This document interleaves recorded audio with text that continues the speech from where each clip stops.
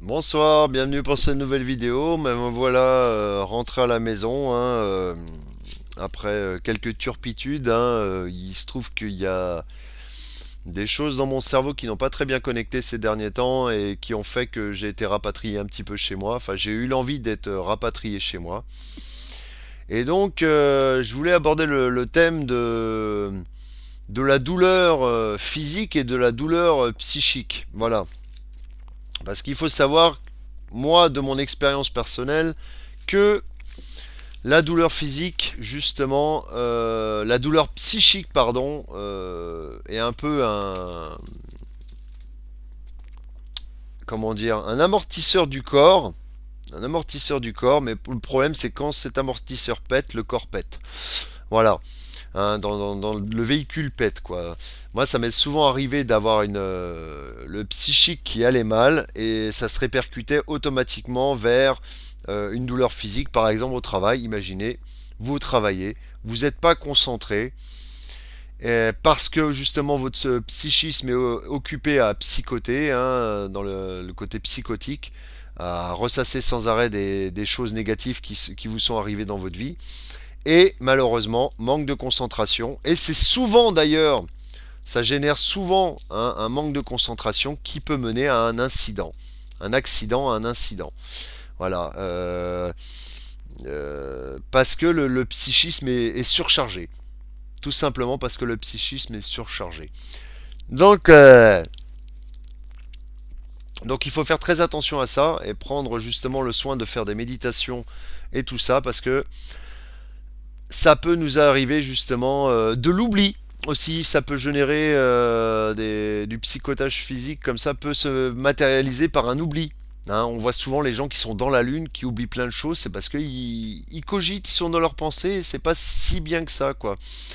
Et faut savoir qu'inversement, alors là c'est plus curieux, mais j'ai vu dans certaines tribus qui s'entraînaient à supporter la douleur pour ramener le psychisme à l'instant présent. Donc si on réfléchit un petit peu là-dessus, on pourrait se dire psychisme occupé, psychisme en train de psychoter, hop, action.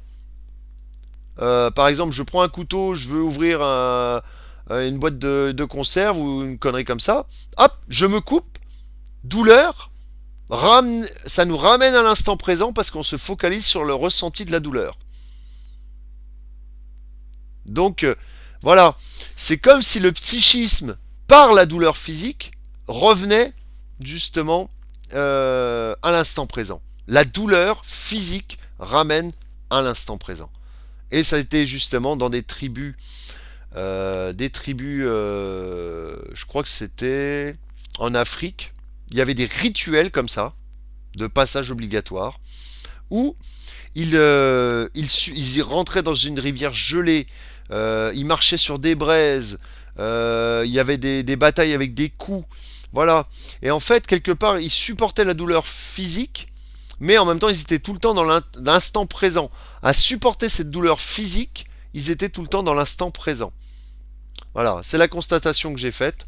Et comme si, voilà, hein, psychisme, douleur, psychisme.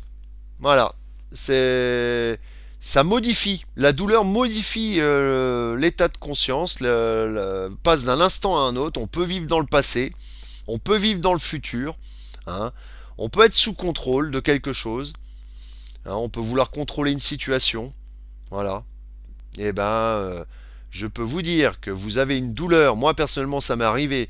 J'ai eu une douleur de dos intense. J'étais direct dans l'instant présent et j'oubliais tous mes problèmes. On peut même dire que le fait d'avoir une douleur physique enlève le stress. Tout stress. C'est d'ailleurs pour ça, malheureusement, certaines personnes l'ont bien compris, mais à mauvais escient, elles vont jusqu'à se scarifier, jusqu'à faire des choses comme ça pour éprouver de la douleur, pour se soulager d'un stress. Alors bien sûr, il y a création d'endorphines. Hein. Je pense par exemple aux tatoueurs, au tatouage.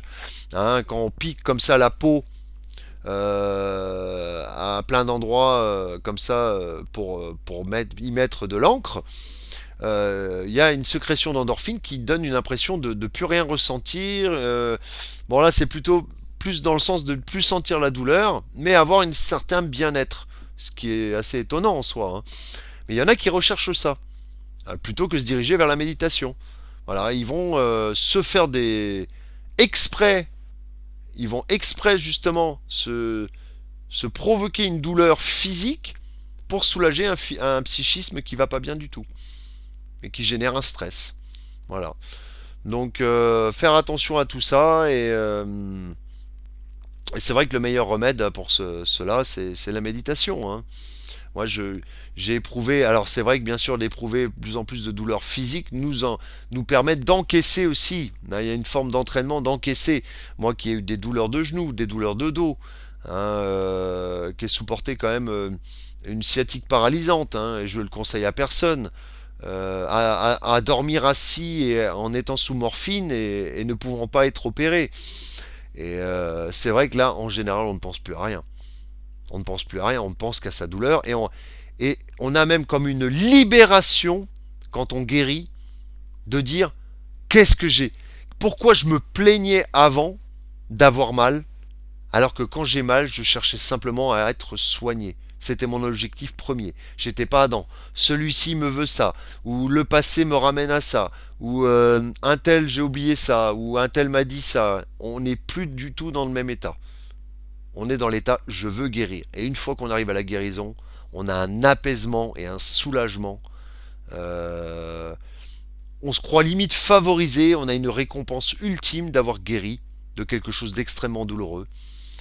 Et on n'a plus aucun souci pendant quelques temps, jusqu'à un moment donné où les choses reviennent et nous reperturbent.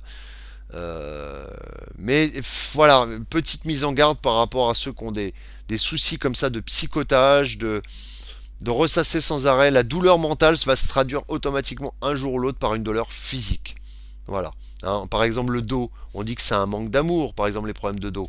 Hein, les genoux, c'est le fait de nous ancrer sur le sol, c'est le fait de la solidité, hein, solidité psychologique. Si on vient à s'effondrer, on peut finir par avoir des douleurs de genoux. Voilà, ça va se traduire. Quand le psychisme cède, ça se traduit par des douleurs de genoux, par exemple. Voilà.